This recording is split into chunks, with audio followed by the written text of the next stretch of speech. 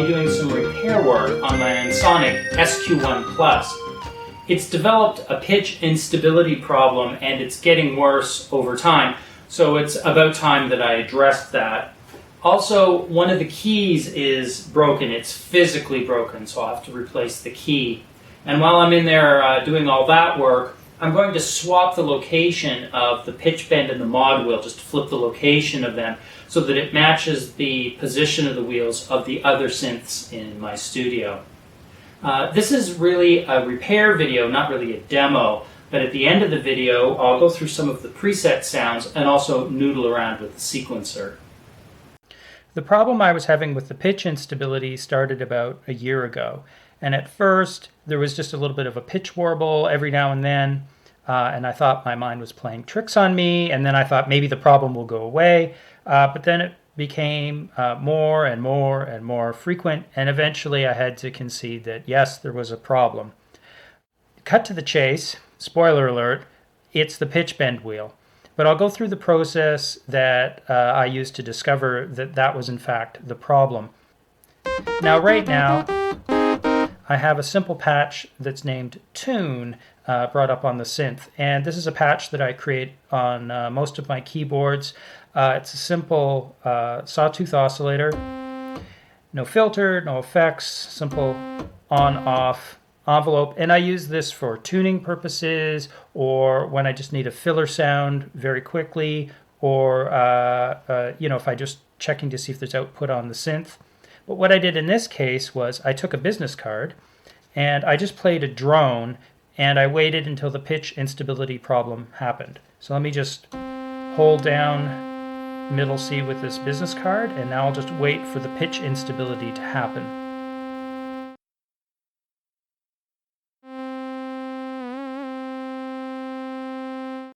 Okay, did you hear that? I'm going to rewind the video and play that part over again, and listen carefully, and you can hear there's a little bit of a warble in the pitch.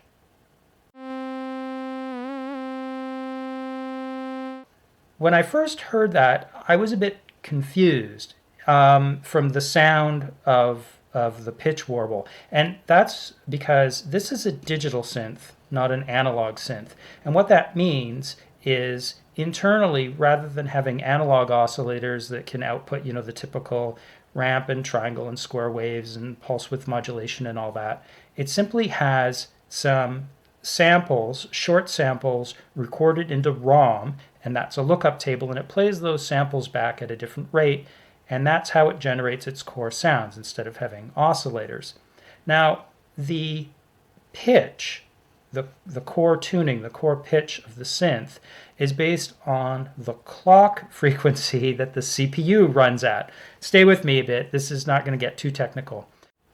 What that means on a digital synth is that if there's a pitch instability, it means the clock that controls the CPU, that controls everything else on the synth, is getting out of whack or it's drifting, and that's going to cause way more issues than just some pitch problems. It's going to cause all sorts of flakiness to happen. Maybe the synth will crash, maybe the menus will go all wacky, maybe it'll suddenly have output random sounds. So I knew this wasn't a digital problem, because then it would have been keyed to the clock signal going to the CPU, and then the whole synth would have crashed. So I'm thinking, well, is it an analog issue? And then it dawned on me, the only analog component to the sound generation is the pitch bend wheel.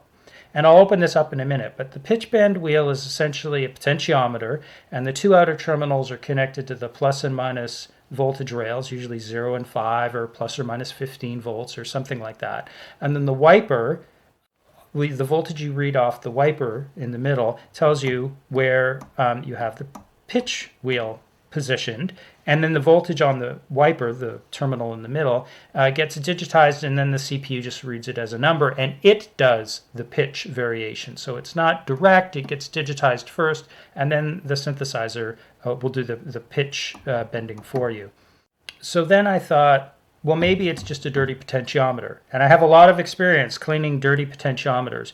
Well, when I tried cleaning the potentiometer, and it did help a bit, but it's just, the synth is too old, and this pod has been through way too many cycles it's been basically, the pitch bend gets used continuously, so it's just basically wearing out. But I wanted to try one other thing, and that required me getting my Yamaha QX3 MIDI sequencer.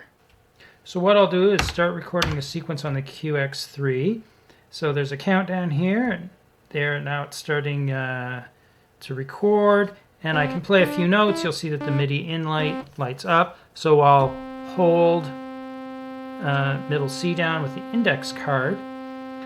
So basically, I'm fishing for pitch bend messages. If the potentiometer on the Ensoniq is starting to wear out, or if it's dirty, then there should be some noise on that center wiper, and the Ensoniq should think that the pitch bend wheel was moved, and it should generate a MIDI pitch bend message that the QX3 should pick up. So I'm going to let it run for about 50, 60, 70 measures, then stop it, and then scroll through the events that it recorded to see if it captured any pitch bend messages. Okay, so we've recorded about 100 measures of this drone. I'll remove the index card, and you'll see the MIDI light blink because there was a key off event, and I'll press stop, then top of track, go into edit mode. So let me start scrolling through the events. Here's the key down message, and then this is when I was noodling around a bit. There's the final key down with the drone. And then we're going to scroll through measures. Let's see, 15, 16, 22, 28, 30, 38 measures. Nothing, nothing, nothing. Oh, no, nothing, nothing, nothing, nothing, nothing, nothing. Oh, there we go.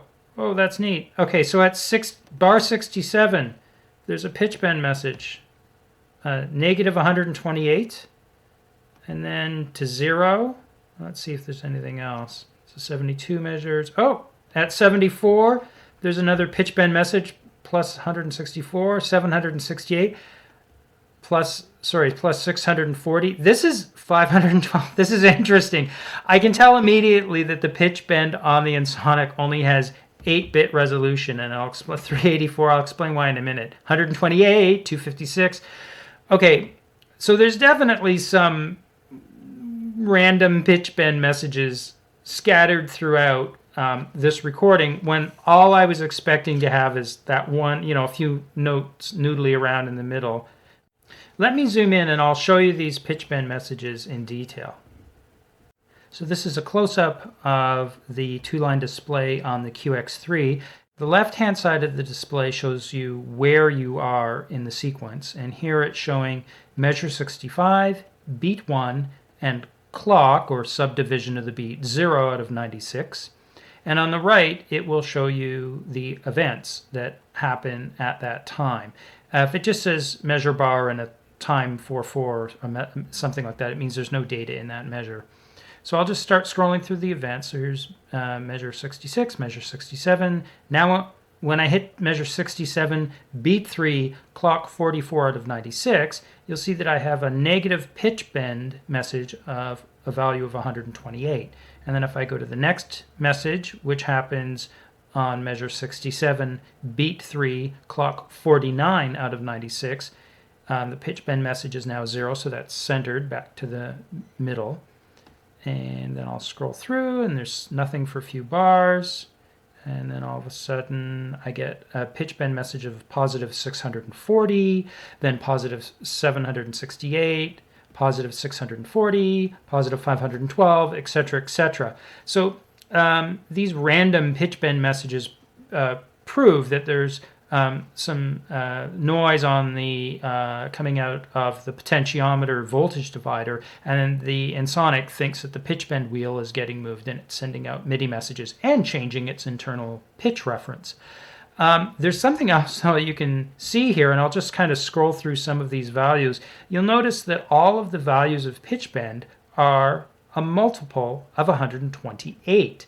Now, pitch bend messages, if you're a MIDI expert, or even if you're not, you probably know that the most MIDI messages are 7 bits in width. So values go from 0 to 127, or 1 to 128 if you prefer. But pitch bend is 14 bits, so it's got twice the amount of resolution. Now, if you took a 14-bit value and masked the least significant bits with all zeros, and then just incremented the most significant 7 bits, you would end up with these values that are always multiples of 128, but with nothing in between them. So it's not specific, not a very smooth pitch bend. Good enough if you're just doing rough bends or you're not trying to do anything subtle. In fact, it's probably okay in most situations.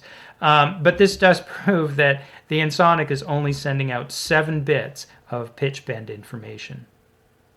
So now that I know there's an issue with the pitch bend wheel, I'm going to take it apart and get access to the potentiometer.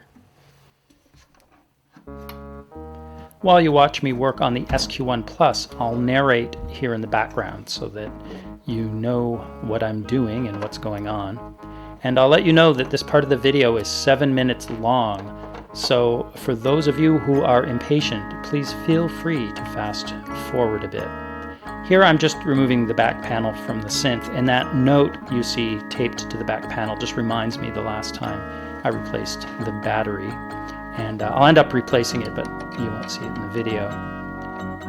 Here I'm removing the 2 wheel assemblies, and in a moment you'll see that I flip the position once I've replaced the potentiometers on each wheel assembly.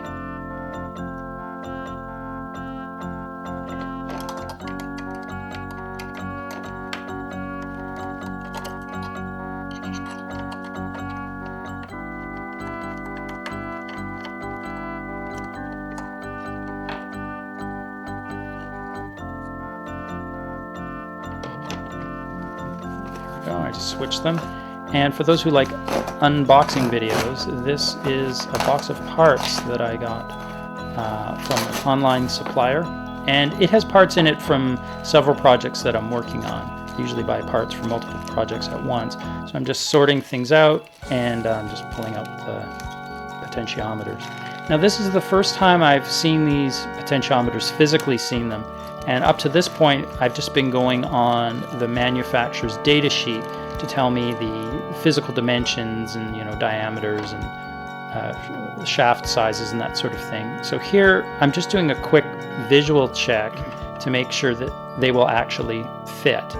And I'm going to remove the old potentiometer from the bracket here and just do a quick test, just to make sure everything's going to be okay. Because I don't want to do a lot of work soldering and desoldering wires if it ends up that the potentiometers are physically the wrong size. So here I'm just going to hold it in place with my finger. I'm not even going to screw it together. I'm just going to pop the wheel on just to make sure everything works and looks good. So I can go ahead with the actual repair. Now I'm removing wires from the old potentiometer, 1 terminal at a time, and then resoldering them on the new potentiometer to the corresponding correct terminal. It's really tempting to remove all 3 sets of wires at once and then solder them all back on, but it's too easy to mix them up. Even if you label them and they're colored, it's easy to swap positions or lose track of what goes where. So here I'm just going to solder the new wire on. And now I'm just going to snip the end, keep things nice and clean. And at this point I've already done all the soldering. And I'm just reassembling this, this wheel assembly. So there's a potentiometer, and then there's a washer, and then a locking nut.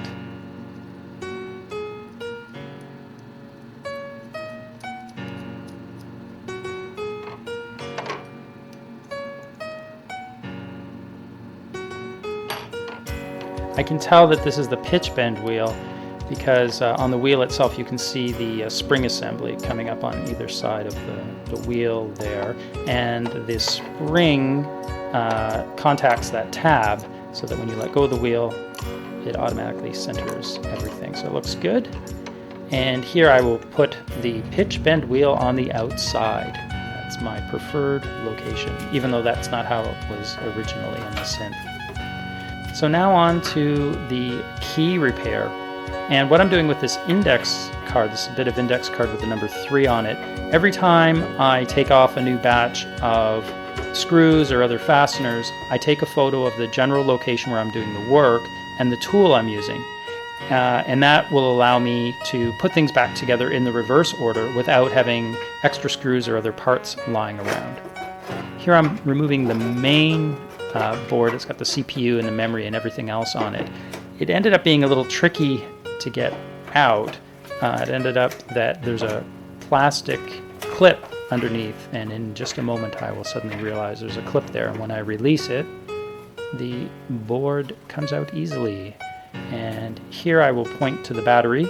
The original battery was soldered directly to the board, and then a few years ago I added that battery holder.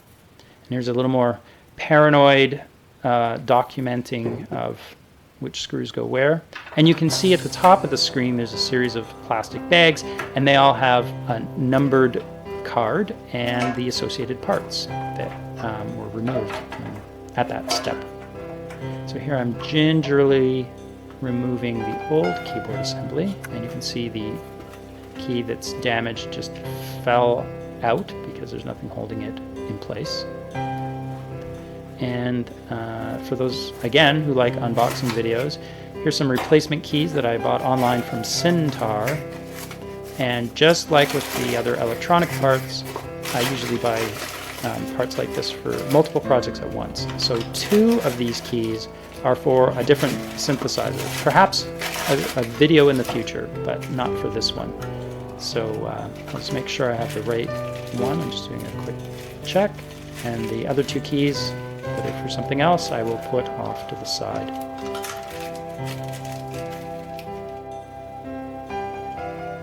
Here I'm removing plastic bushing from the old key and putting it on the new key. This just fixes the travel of the key in the actual key bed. For this type of keyboard, the keys are held in place on a fulcrum, and there's a spring at one end, and that determines the force required to push the key down. So the black and white keys have different spring tensions. So once I put the replacement spring back in place, everything works. And this is also a good time to clean things up. Everything is open, it's easy to get access to stuff. And the only thing that's left to do now is put everything back together.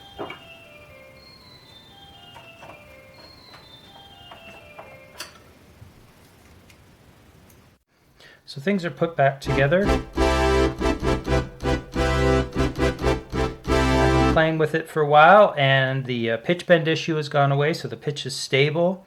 And I like having the pitch bend wheel on the outside, and it's more comfortable for me. And now it's like every other synth I own that has the pitch bend wheel on the outside.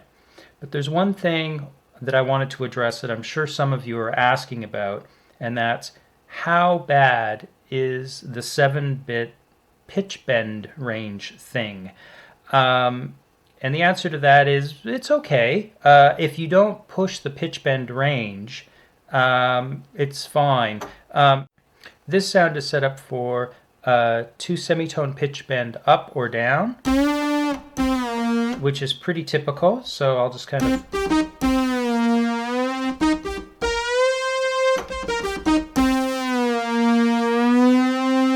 So that sounds fine. Maybe there's a hint of zippering, maybe. And I know there then will be some saying, well, maybe the internal pitch bend resolution is higher than 7 bits. Well, I can turn the local control off. So the keyboard is now sending out MIDI, but it's not controlling the internal synth. And then with this MIDI cable, I can loop the MIDI out to the MIDI input. So let me connect that. There we go. So now this sound is being controlled definitely with the 7-bit pitch bend MIDI output, and we'll listen to that.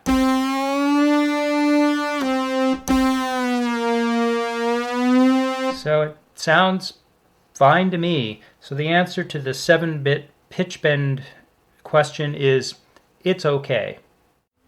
Well, that's it for this video. Thanks for watching.